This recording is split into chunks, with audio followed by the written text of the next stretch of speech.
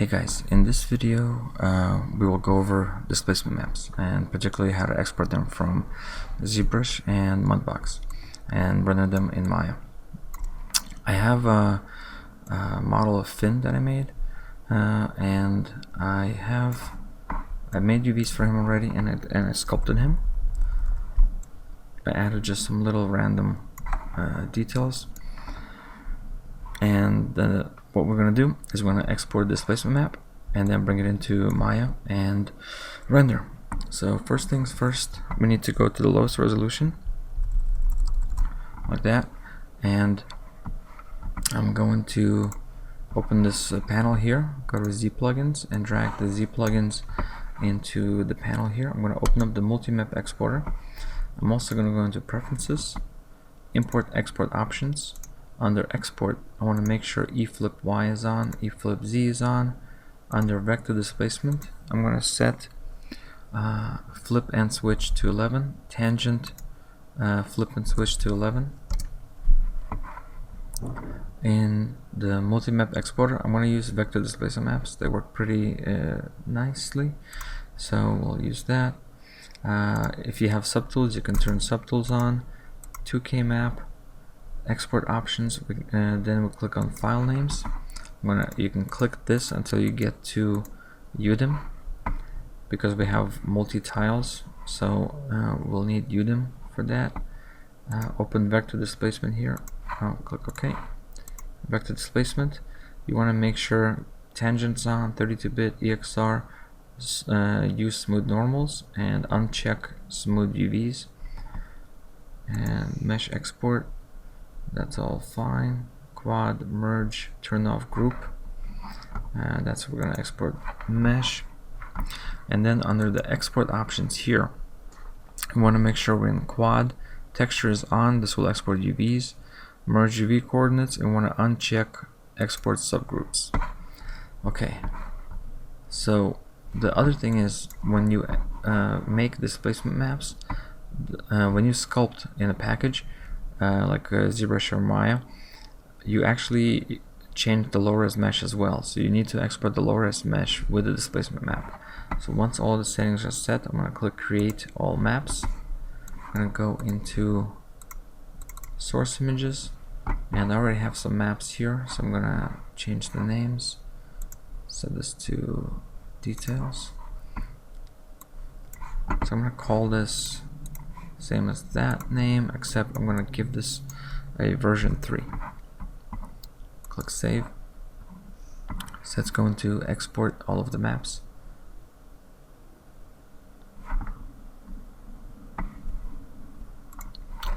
Okay, so it finished, and now we need to export the low-res mesh. So with these settings, I'm going to click export, go in here, data, set this to details, and I'm going to save the low-res as subdiv 1 and click save, because we have a subdivision of 1. Yes. And then I also want to export the high-res as well. Now it's going to be pretty heavy, but I want to do this just in case we need to go into Mudbox. Sometimes the map export from ZBrush can be a little finicky, so if we go to Mudbox, we can kind of simplify the process. So for that, we need the high res. So I'm going to subdiv 5, call this subdiv 5. Yep.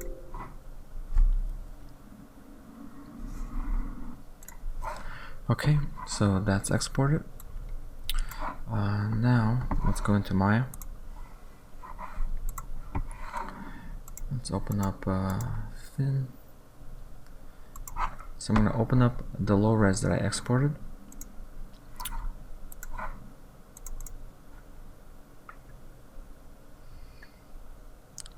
Subdiv 1. There it is. Okay, so here's Finn. I'm going to turn off color management. I'm going to go to mesh display, unlock normals, soften edge, and I'm going to go into the plugin manager, make sure M2A is on. And now let's build our material, our shader. So I'm going to use the AI utility. It's a nice, easy material for testing.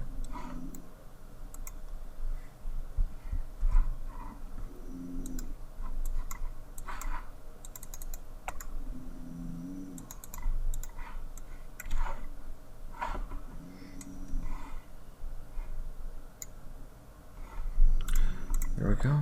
Now it's assigned. And I'm going to set this to ambach and normal. And if we do just a quick test, Arnold, you can see there's fin. So now what we need to do, once you assign a material, Maya creates a shading group node. So we need a couple extra nodes to complete this. We're going to use file node.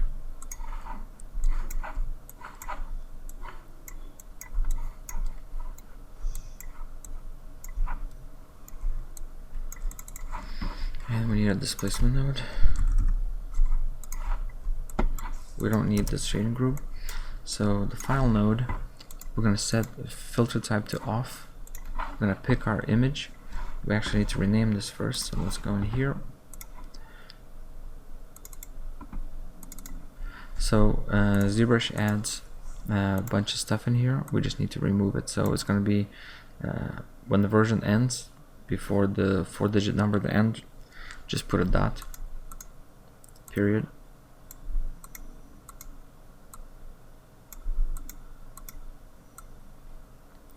And this will tell us where the texture is going to go.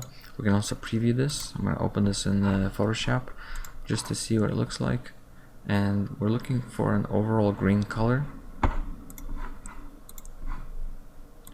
You can see that looks actually really good. That's exactly what I want. Click OK. You can close this. I'm going to pick version 3, the first one. And then I'm going to set the UV tiling mode to Mari, UDIM, this one. That's it. And you'll notice that when you do this, your image name will change to absolute path. You'll actually see the C drive in there. This is what you want, because the displacement map with Arnold with the relative paths will not work. You need absolute paths. So now we'll do out color, vector displacement, set this to tangent. That's what we set in ZBrush. Then if I select the shading group, you can see there's a displacement material thing here. We just drag this on top of that. It makes the connection. And now what we need to do is we need to set the subdivision attributes, because we need to subdivide this to match what we did in ZBrush. So open up the attributes, go to Arnold, set this to Cat Clark, set this to 5. I'm going to set this to linear, and I'm going to click turn on auto bump. Also there's a bounce padding. So this when you make a 32-bit map, you can have values larger and smaller than 0 and 1. So I'm going to set this to 10 just to be safe, and that should be good. And now let's turn this on, and let's hope this works. Let's open up the render view, and I'm going to turn on IPR.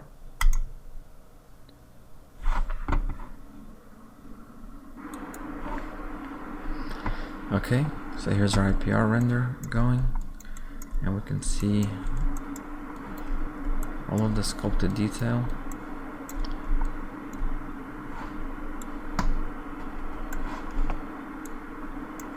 Okay, everything's working.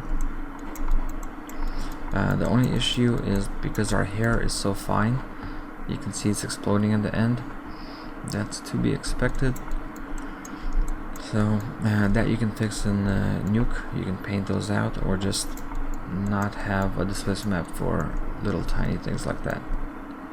The other thing you can do is you can subdivide the hair once to give it a higher geometry to base the displacement map from, and that'll give you a better result.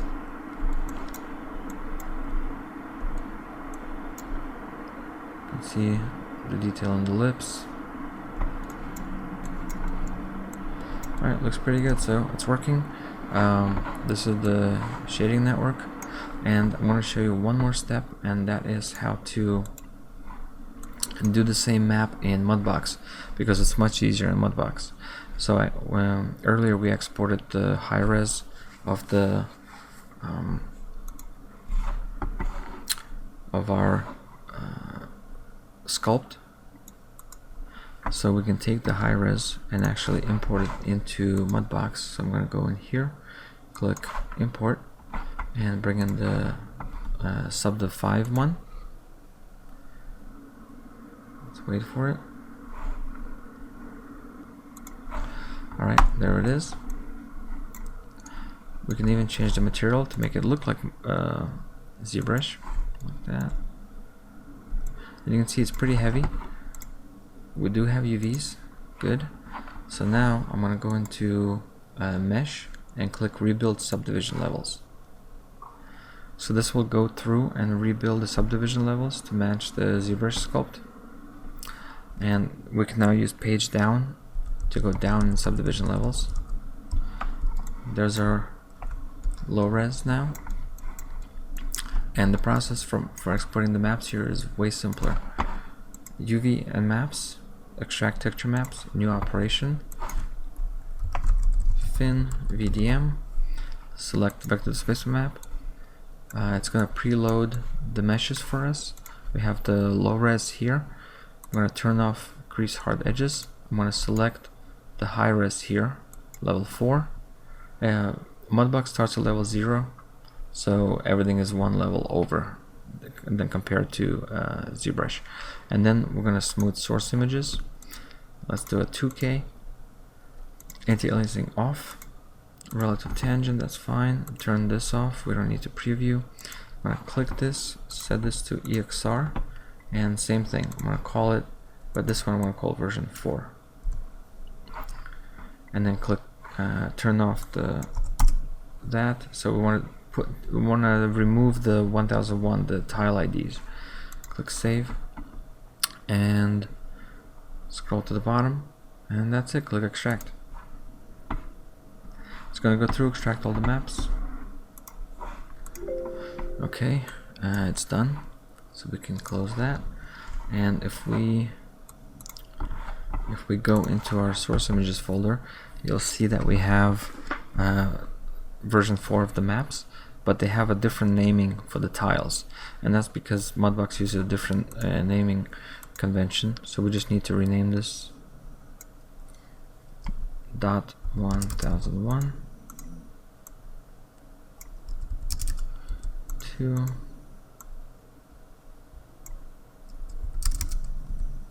3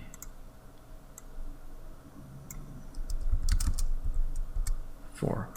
And we can also test them in Photoshop just to make sure they look good.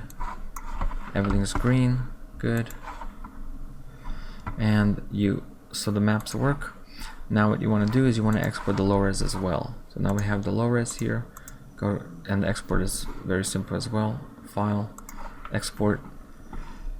I'm gonna call this one fin mud subdiv 1, and just click save. And that's it. And the rest of the process in Maya will be exactly the same as for the ZBrush export.